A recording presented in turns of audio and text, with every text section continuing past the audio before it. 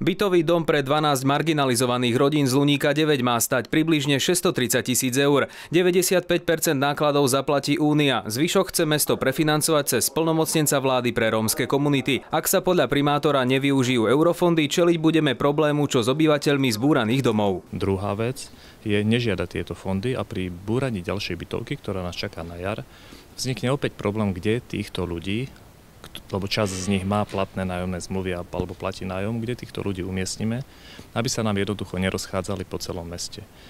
Tak myslím si, že každému občanovi Košic vyhovuje viac, keď ľudia sú sústredení na Luníku 9, ako keby mali vznikať nové nelegálne osady.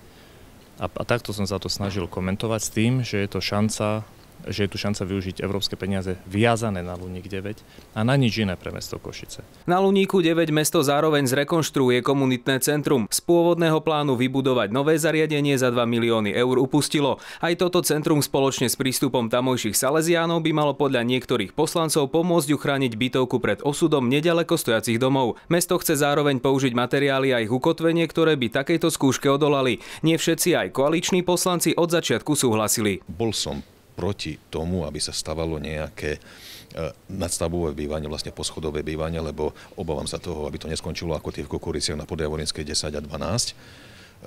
Ale je tu táto možnosť, je tu tento projekt, vlastne tak ho podporím.